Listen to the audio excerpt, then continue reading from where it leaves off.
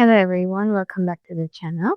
Today we're gonna look at three security models. So this is usually being used in our everyday, the environment. These are the Bell-LaPadula, Biba model, and the Clark-Wilson model. So I'm going to try and explain all three in the most simplest way possible. So by the end of this video, you have a very clear understanding of what each model does and why they exist.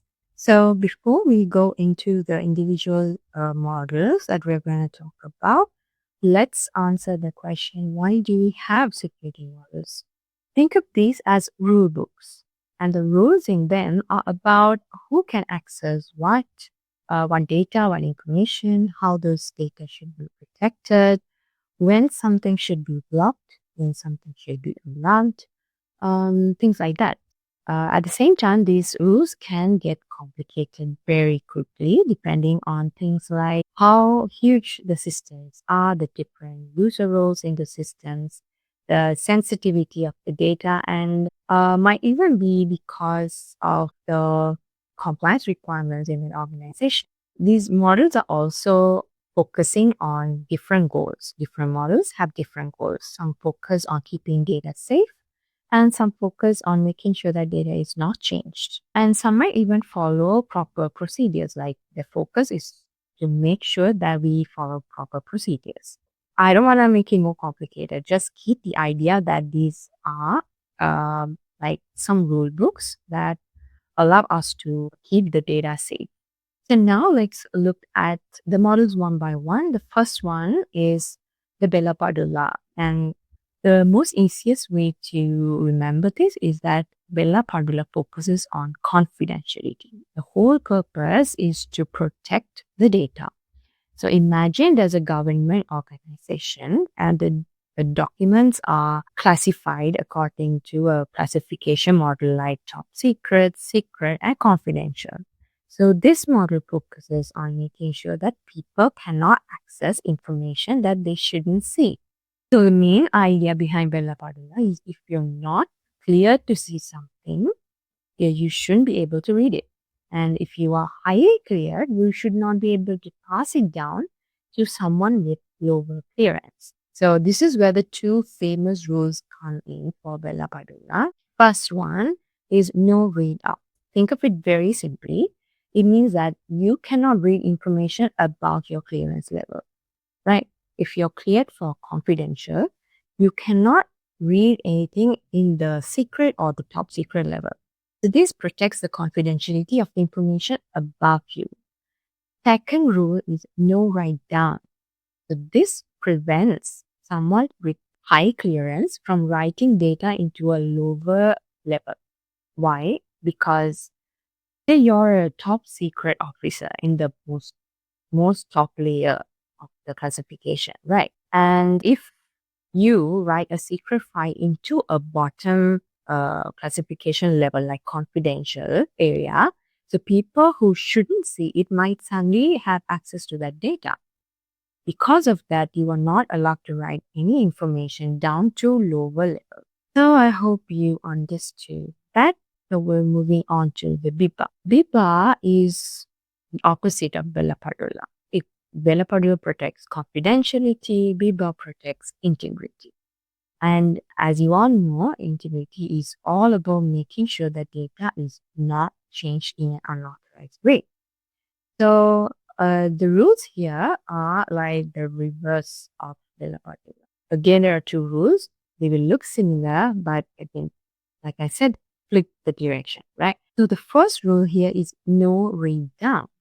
That means if you are a high integrity user of higher clearance, you shouldn't read data from a lower integrity source or a lower integrity level. Why? Because that data might be corrupted or incorrect or even unverified. So if you read a low integrity data and use it somewhere, then you might compromise your work.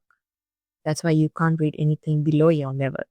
And the second rule is no write up, which means you cannot write information into a higher integrity level. So imagine you are a low integrity user. If you write to a high integrity area, you might pollute or damage the clean, trusted data. So the Biba blocks that from happening by preventing us from writing to a high integrity level.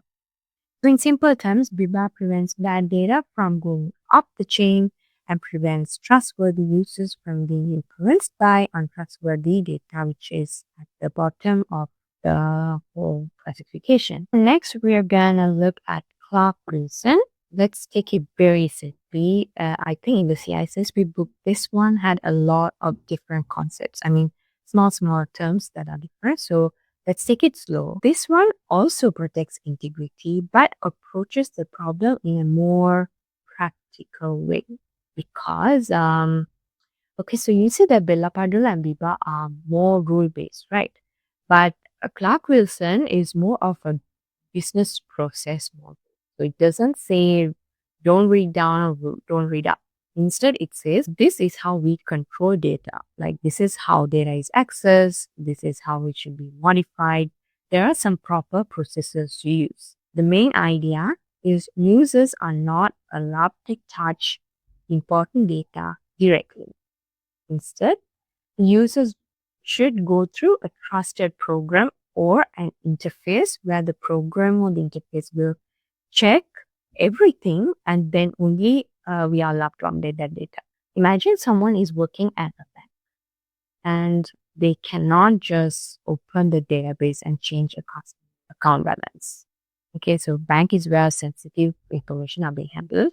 And for this, they must use systems. And these systems will use proper deposit or withdrawal functions because the bank application or that program that allows us to do this will check if the amount is correct, if the customer exists, if the cashier is allowed to make such changes, and so on. So there are a series of processes that are being followed by that particular program. So Clark Wilson basically says, don't let the user touch the data. Let the program handle all changes safely. Now, there are some terms that we have to learn for the CISSP specifically because they're in the book. So I'll just go through all those in a simple way. The model uses something called the access control triplet. And this whole thing is subject, program, and object. You are the subject or the user who will talk to the system. System is the program, and the system will talk to the data, and the data is object. So that is a concept that is being used in the model, which again highlights that we as the user does not touch the data directly because the program in the middle will do whatever the actions to mimic what we can do. That will decide whether we are allowed to do or not allowed to do. Two major principles that make this whole model powerful is number one, well-formed transactions. This means that any change to data must follow a proper approved process. Second principle in the model is separation of duties. And this means that one person should not be able to do everything alone. Say again, there's a business system. One person will enter a transaction and other person will approve it. This will prevent fraud or accidental changes or, something like that, protecting our integrity. Again, there are some terms that sound complicated, but not. Let's take it very simply. Take the meaning behind the name itself. Okay, first one is CDI, which stands for Constrained Data Item. CDI is just important data that needs integrity protection. These data examples are patient records, financial reports.